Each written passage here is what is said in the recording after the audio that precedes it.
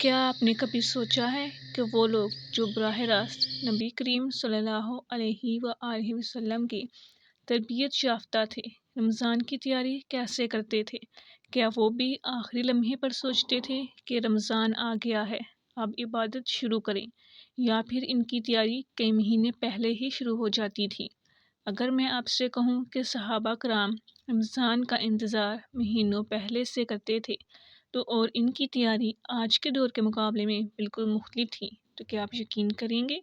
آج کے اس ویڈیو میں ہم جانیں گے کہ وہ کون سی 5 بڑی تیاریاں تھیں جو صحابہ کرام رمضان کے استقبال کے لیے کیا کرتے تھے، اور کیسے ہم بھی ان کی پیروی کر کے اپنی زندگی میں برکت لا سکتے ہیں۔ صحابہ کرام رمضان صرف 1 مہینے پہلے نہیں بلکہ 6 مہینے پہلے ہی رمضان کی دعا کرنا شروع کر دیتے تھے۔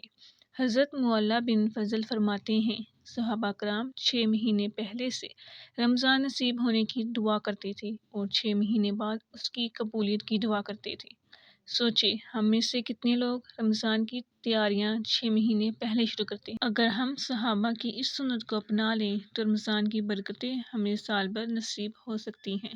کیا آپ جانتے ہیں کہ نبی کریم صلی اللہ علیہ وآلہ وسلم رمضان سے پہلے ہی نفل روزے رکھتے تھے تاکہ رمضان کے روزے مزید آسان ہو جائیں؟ حضرت اسامہ بن زید نے نبی کریم صلی اللہ علیہ وآلہ وسلم سے پوچھا، یا رسول اللہ، میں آپ کو شعبان میں کثرت سے روزے رکھتے دیکھتا ہوں۔ آپ صلی اللہ علیہ وآلہ وسلم نے فرمایا، یہ وہ مہینہ ہے جو رجب اور رمضان کے درمیان میں آتا ہے، لوگ اس سے غافل ہوتے ہیں اور اس میں اعمال اللہ کے حضور پیش کیے جاتے ہیں، تو میں پسند کرتا ہوں کہ میرا عمل روزے کی حالت میں پیش ہو۔ یہ سنت اپنانے کے لیے ہم بھی شعبان میں زیادہ سے زیادہ روزے رکھ سکتے ہیں تاکہ رمضان کے روزے ہمارے لیے مزید بابرکت ہو جائیں۔ رمضان نزول قرآن کا مہینہ ہے، لیکن کیا آپ جانتے ہیں کہ صحابہ کرام رمضان میں قرآن کے ساتھ کیسا تعلق رکھتے تھے؟ امام ظاہری رضی اللہ عنہ فرماتے ہیں، جب رمضان آتا تو ہم حدیث اور علمی حلقے چھوڑ کر مکمل طور پر قرآن کی طرف متوجہ ہو جاتے۔ یہی وجہ ہے کہ رمضان میں زیادہ سے زیادہ قرآن کی تلاوت کی جانی چاہیے تاکہ ہم بھی صحابہ کی پیروی کر سکیں۔ صحابہ کرام رمضان میں صدقہ و خیرات کو عام دنوں سے کئی گنا بڑھا دیتے تھے۔ ابن عباس رضی اللہ عنہ فرماتے ہیں، رسول اکرم صلی اللہ علیہ وآلہ وسلم سب سے زیادہ سخی تھے، اور رمضان میں تو آپ کی سخاوت تیز آندھی کی طرح ہوتی تھی۔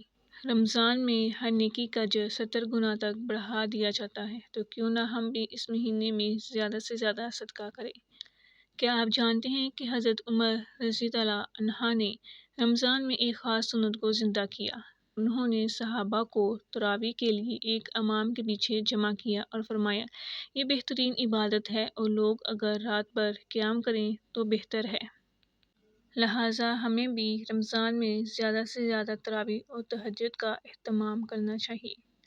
یہ تھی وہ 5 عظیم تیاریوں کی جھلکیاں جو صحابہ کرام رمضان کے استقبال کے لیے کرتے تھے: دعا، روزے، قرآن، صدقہ اور قیام اللیل۔ اگر ہم ان پر عمل کریں تو انشاءاللہ رمضان ہمارے لیے بھی بے پناہ برکتوں والا مہینہ بن جائے گا۔ تو آپ رمضان کی تیاری کب سے شروع کر رہی ہیں؟ کمنٹ میں ضرور بتائیں، اور اس ویڈیو کو شیئر کریں تاکہ دوسروں کو بھی اس مبارک مہینے کی تیاری میں مدد ملے۔